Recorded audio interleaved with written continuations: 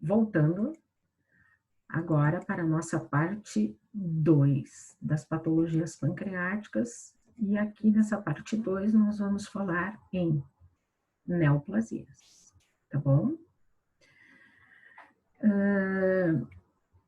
As neoplasias do pâncreas exócrino incluem todas essas aqui: neoplasia serosa cística, que é o que a gente chamava até pouco tempo de cistoadenoma seroso, neoplasia mucinosa cística, neoplasia mucinosa papilar intraductal, neoplasia pseudopapilar sólida, que a gente também chamava de sólido cística, carcinoma de células acinares, que não é tão frequente, e adenocarcinoma ductal invasivo, que é a lesão mais frequente do pâncreas, além do pancreatoblastoma.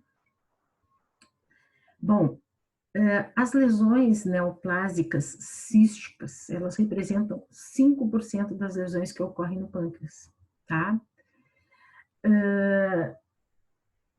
E aí, o que acontece? A gente tem praticamente cistos que, numa boa parte das vezes, são benignos.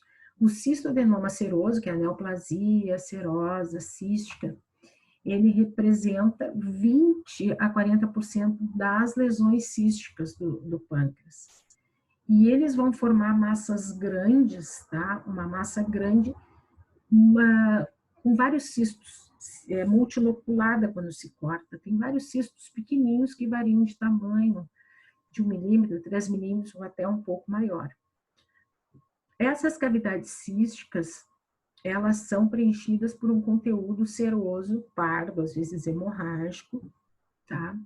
Acometem 2 mulheres para um homem e não dá em mulheres tão jovens, é lá pela 6ª, 8ª década. Também compromete corpo e caudas, e quando compromete corpo e caudas é assintomático. Quando compromete a cabeça, aí sim o paciente tem dor abdominal e pode desenvolver icterícia.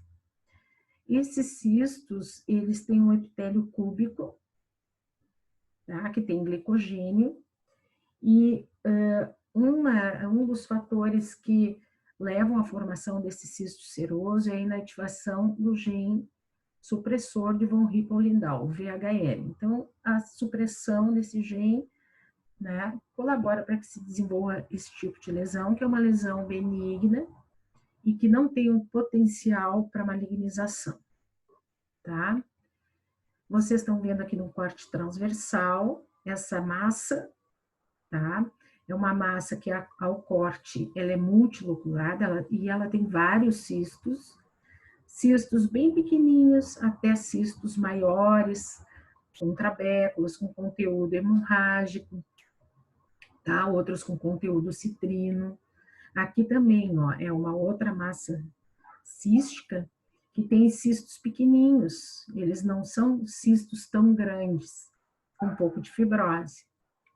E na microscopia, o que se vê são essas várias cavidades com um epitélio cúbico, que não tem um citoplasma tão amplo, porque, né, ela secreta um líquido bem serosinho. Aqui, de novo, várias cavidades, tá? Sem um potencial alto para malignizar. O cistoadenoma mucinoso, que é a neoplasia cística mucinosa, essa é uma lesão com potencial para malignidade.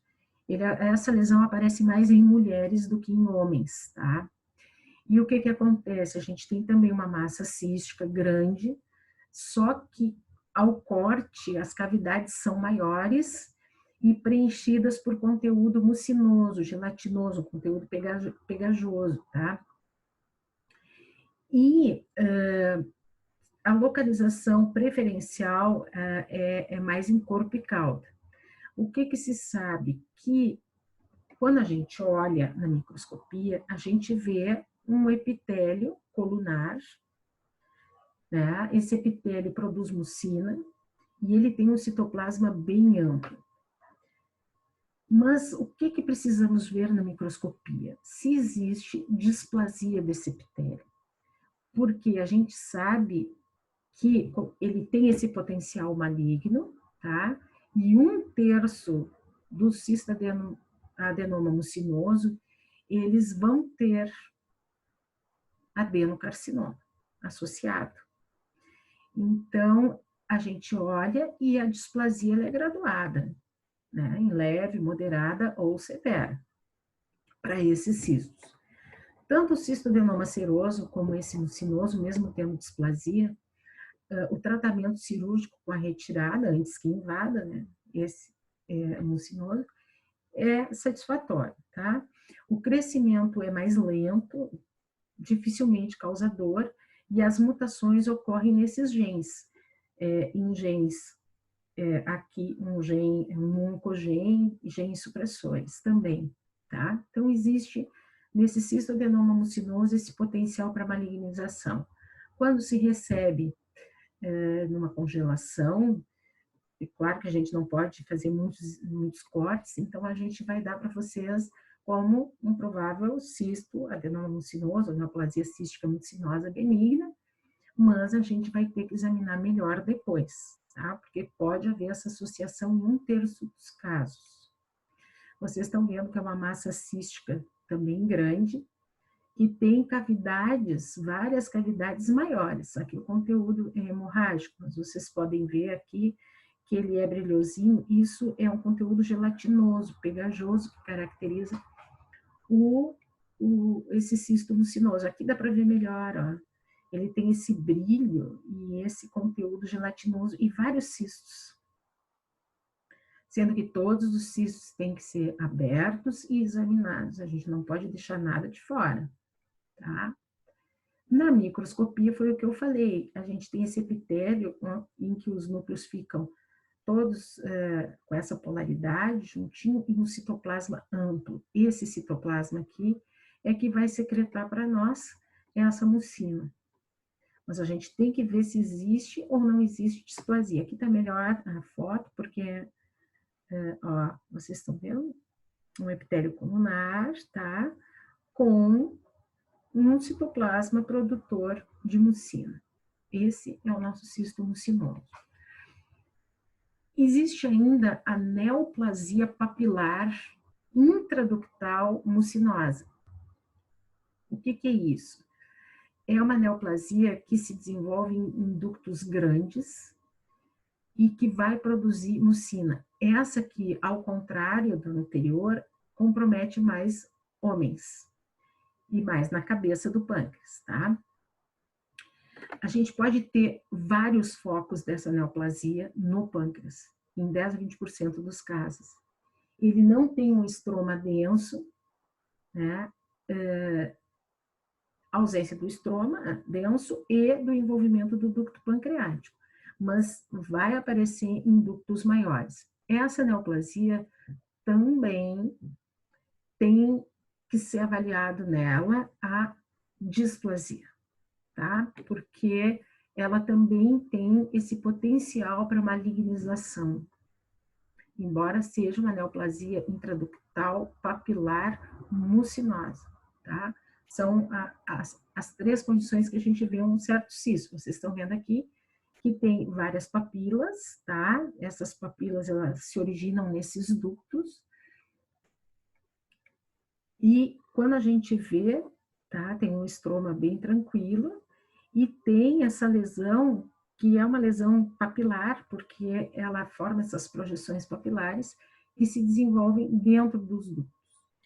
E sempre olhando no epitélio se existe displasia, tá? Com conteúdo mucinoso. Então, as 2 lesões císticas que têm esse potencial para malignização é o cistadenoma mucinoso e essa neoplasia papilar intraepitelial mucinosa, porque também vai produzir muco. Então, as 2 deve-se ter cuidado, tá? Existe uma outra condição, que é a neoplasia sólida pseudopapilar, ou pseudopapilar sólida, tá? Essa é uma neoplasia pancreática que aparece em mulheres jovens, principalmente perto dos 40 anos. Antigamente, ela era considerada benigna, mas é uma neoplasia maligna. Só que é uma neoplasia maligna que tem um curso muito lento, tá? Ela é bem circunscrita, ela tem áreas sólidas, ela tem áreas císticas com hemorragia, com papila, tá? Mas o que que acontece? Ela vai se desenvolvendo aos poucos e raramente dá metástase, mas como ela dá metástase, pode dar, então ela é uma neoplasia maligna, tá? Uma neoplasia maligna com baixo potencial para se desenvolver. Ela vai desenvolvendo aos poucos, vai desenvolvendo aos poucos. A chance de metástase é rara, quando acontece para o fígado, tá? Pode recidivar. Aparecem mulheres jovens, eu já vi numa moça, assim, uns 16 anos, se não me engano. Então, vocês têm aqui, ó, tiveram que tirar até o baço. Ela é uma neoplasia grande, que tem cavidades císticas e que tem áreas sólidas, tá?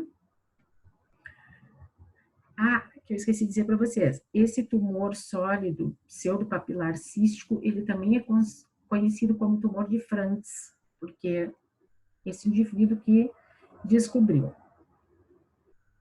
tá? Ela vai crescendo aos pouquinhos. Aqui a imagem não está muito boa, mas a gente tem um intestino, né?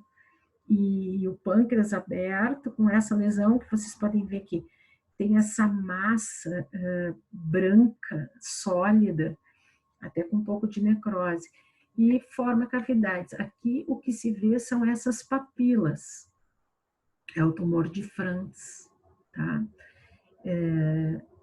E como a gente viu, é o WTN aqui, ó, WNT, desculpa, ele tem mutação nesse gene, né, uma inativação dessa via, com mutação da beta-catenina. Essa é a mutação principal que acontece no desenvolvimento dessa neoplasia.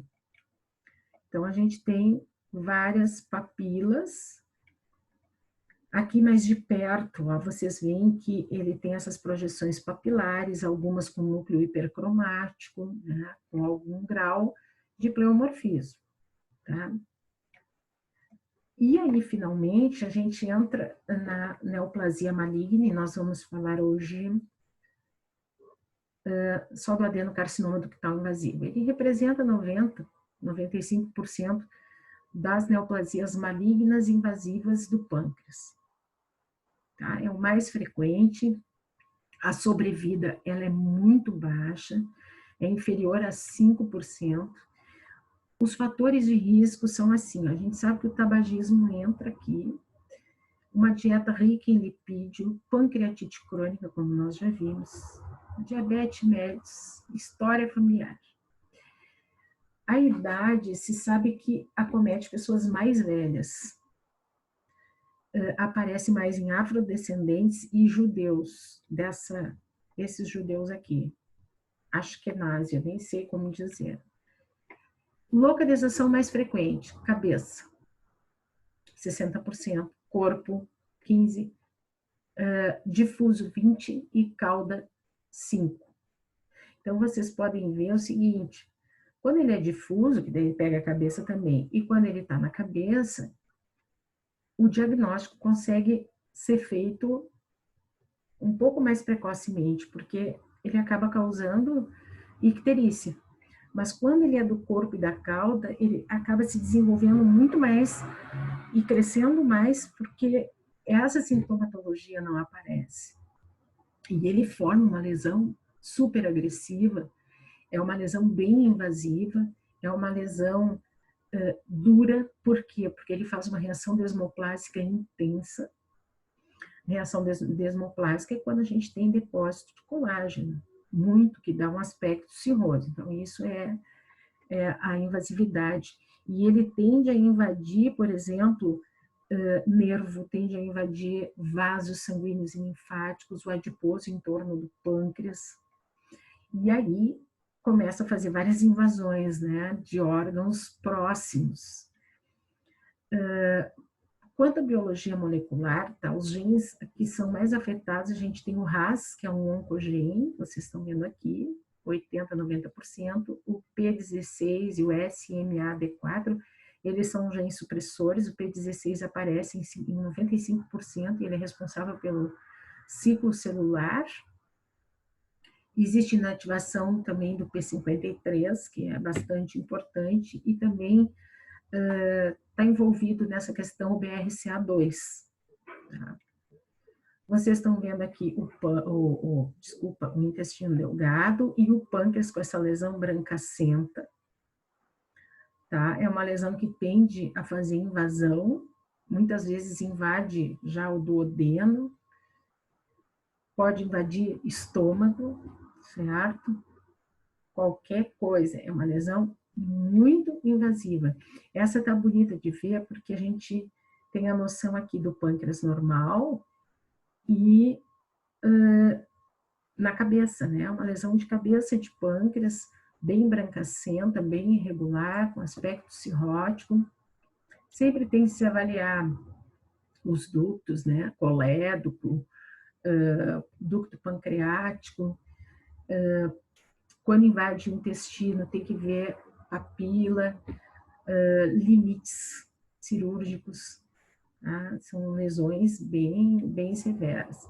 E como ela tem origem nos ductos, o que a gente tem? A gente tem ductos ou túbulos mal formados, fusionados, como vocês estão vendo, com muitas atipias celulares, núcleos hipercromáticos, mitose, vai ter muita mitose, tá? Esse aqui, ó, já dá para ver, isso é o aspecto cirroso, porque isso aqui é fibrose, colágeno que se deposita. E vocês têm aqui ele bem glandular, dá para ver que os núcleos estão bem corados e que tem disposições e tamanhos diferentes. E ele é bem invasivo, né? Está invadindo o estroma. Aqui, ó, é até um nervo, ó, um nervo invadido por tumor.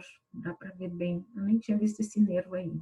Olhando mais de perto, ó, o que tem na volta é colágeno e vocês estão vendo aqui, ó, núcleos, alterações nucleares e celulares. De novo aqui o nervo, ó, que bonito, o tumor está invadindo o nervo. Em torno dele também tem essa nossa reação desmoplásica do estroma que vocês estão vendo, tá? Existe ainda envolvido na patogênese do adenocarcinoma ductal a paninho, que nem a gente diz. A paninho é uma neoplasia intraepitelial pancreática. Assim como a gente tem a neoplasia intraepitelial no colo uterino, tem a neoplasia intraepitelial pancreática. Ela é uma lesão precursora. E ela também vai ter graus. 1, 2, 3. Quer dizer que o grau mais baixo é o 1, depois o moderado e depois um grau mais severo, quando compromete já praticamente toda a espessura do epitélio. E, claro que dificilmente se faz o diagnóstico só de paninho, a não ser que tenha sido tirado por uma pancreatite, a gente consiga identificar. Normalmente o que se vê é um adenocarcinoma ductal, ou carcinoma ductal invasivo, tá? E áreas dessa displasia intraepitelial. A gente tem um ducto e um ducto que apresenta displasia. Isso é uma lesão precursora. Quando perguntarem para vocês, é a paninho. Neoplasia intraepitelial prostática. Que tem esses 3 graus também, como, né, a leve, que é menos da metade, a moderada, que vai mais ou menos até metade, e a displasia mais severa, que compromete toda a espessura. E aí se torna também uma lesão in situ. Esse é um desenho esquemático, tem lá no Robbins, vocês verão, que a gente tem, então, um pâncreas normal, e aí a gente já começa a ter aqui, ó, o desenvolvimento da paninho 1, paninho 2, paninho 3, e o que acontece? Existe uma alteração nas telomerases, isso vocês sabem, né? Mutação ativadora do Carras, que é um oncogene, então ele fornece uma proliferação. Ao mesmo tempo, vai havendo inativação de genes supressores que tem aqui, e essa paninho vai evoluindo de uma displasia leve a uma displasia moderada para uma displasia severa. e daqui para frente a gente tem já uma invasão. Tá? Então, vocês estão vendo os genes que estão envolvidos, que eu falei para vocês. Tem um oncogene e tem genes supressores. Os supressores, né, eles não conseguem, eles estão mutados, portanto, eles não conseguem impedir a proliferação no ciclo celular. E o oncogene, ele facilita a proliferação, tá? Por isso que a panin é considerada uma lesão precursora do carcinoma ductal, que é mais frequente, então, na cabeça ou difuso, tá? Do pâncreas. Clinicamente, o adenocarcinoma vai dar o quê? Pode dar dor, mas aí o cara já está, né? Pode ter icterícia obstrutiva dependendo da localização. Mal-estar, anorexia e perda ponderal são sintomas que costumam acompanhar. Aqui existe, ó, não sei se vocês lembram da patogeral sinal de Trousseau, que o carcinoma de pâncreas faz, por quê? Porque ele produz substâncias que causam trombose, tá? Formam trombos, ou trombogênicas, como quiserem chamar. E aí o paciente começa a fazer uma tromboflebite migratória. E isso é o sinal de Trousseau, porque ele tinha câncer de pâncreas e ele descobriu esse pequeno detalhe, tá? As metástases, elas vêm rápido e elas acometem linfonodos, principalmente linfonodos regionais, tá? E a metástase à distância, ela ocorre principalmente para fígado, pode dar em pulmão também, em osso. O curso, como eu disse, ele é muito rápido, ele é progressivo no carcinoma ductal, ele é muito agressivo. Os marcadores séricos que vocês estão vendo aqui, na verdade, se for fazer no sangue, por exemplo, o CEA estaria elevado no sangue, tá? Mas o CEA, ele não é específico. Mas a gente pode usar, né, o antígeno carcinoembriônico e o CA19.9 em imunistoquímica, quando se tem dúvida aí, quer ver se é pâncreas. Inclusive, quando tem uma metástase, a gente não sabe se essa metástase é de pâncreas ou não é, tá? A tomografia e a ultrassonografia também pode nos dar uma ideia se tem ou não tem lesão, se é na cabeça, se é no corpo. Às vezes, ele já, quando é descoberto, é inoperável, porque é uma lesão bem agressiva, pode comprometer lá vértebra, pode comprometer estômago, pode comprometer até o baço, tá? Além do intestino. Não esqueçam que esses aqui são marcadores que se usam. Então, ainda existe, os epônimos eu estou colocando para vocês, porque vocês sabem, né, que o pessoal pergunta. A gente tem, além, né, da Trousseau, a gente pode ter depósitos em subumbilicais, metástases em torno do umbigo, que é o nódulo da irmã Mary Joseph, ou Maria José, tá? Então, forma um nódulo periumbilical. Existe ainda depósitos de metástase no peritônio pélvico, e isso a gente chama de prateleira de Blumer. E linfadenopatias em região supraclavicular esquerda, que também são chamadas de linfonodo de Virchow. Como o peritônio também pode receber metástase, a gente pode ter uma ascite maligna decorrente da lesão no pâncreas. Então, essas minúcias aí, sempre é bom vocês saberem, tá? São epônimos, eu sei, é uma coisa chata, mas precisa saber.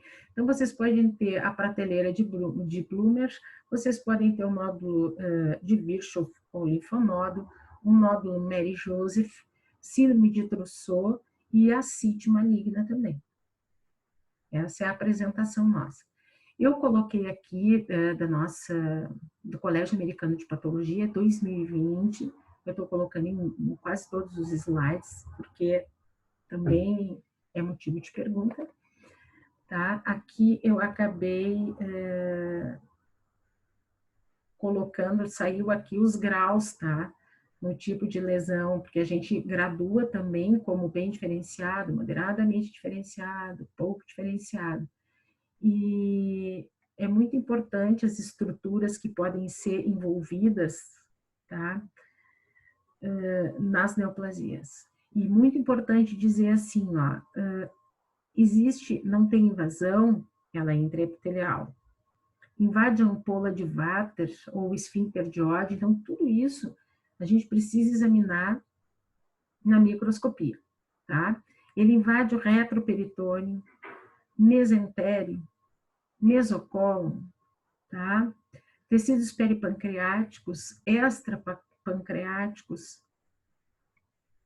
tem envolvimento superficial, posterior, anterior do pâncreas ou vascular, tá? Todas esses itens, eles precisam constar no nosso laudo, tá? Tanto o grau quanto essa extensão tumoral. A gente tem que citar nos nossos laudos. A parte 3, eu vou passar um pouco rápido, porque são lesões mais raras, tá?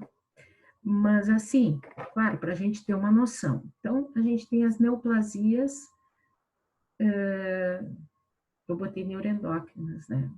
Tá, tudo bem. É do pâncreas das ilhotas de Langerhans, que vem então na parte 3.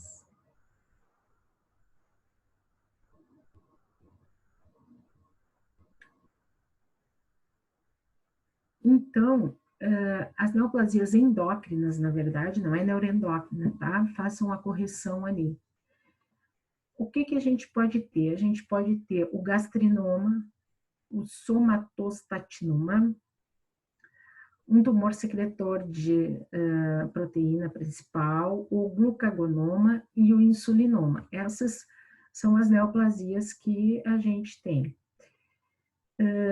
Esses tumores neuroendócrinos, eles são originados nas ilhotas e representam 2%. Por isso que eu disse para vocês que a gente vai falar mais rápido. A gente pode ter uma lesão única ou várias lesões, podem ser benignos, podem ser malignos. Podem ter metástase, então, tá? E podem produzir hormônios ou não produzirem hormônios. Bom, os não funcionais, nem citei aqui, mas os funcionais a gente tem ali o insulinoma, o vipoma, tá? Inclusive o carcinoma neuroendócrino também do pâncreas. O insulinoma, ele tem origem nas células beta das ilhotas. A maioria deles é benigno e a característica é hipoglicemia. O paciente vai ter hipoglicemia porque ele secreta insulina. Esse é um insulinoma, uma lesão pequenininha, branco-amarelada, que compromete o pâncreas. É raro de ver, nunca vi, tá? E aí tem células que lembram muito as ilhotas de Langerhans no insulinoma. O gastrinoma, ele produz gastrina, tá? Então, assim, existe uma hipersecreção de gastrina, aqui 50% vai ser maligno. E eles vão produzir uma síndrome chamada Zollinger-Ellison, que vocês já viram, que é hipergastrinemia. E aí vai ter uma secreção gástrica muito ácida e o paciente acaba desenvolvendo várias úlceras gástricas, duodenais, por exemplo, e vai desenvolver diarreia. Então, é uma situação que pode acontecer e ele pode ser maligno e produzir, mas pode ser benigno, 50% é 50%. E esse aqui é o triângulo do gastrinoma, como se diz, tá?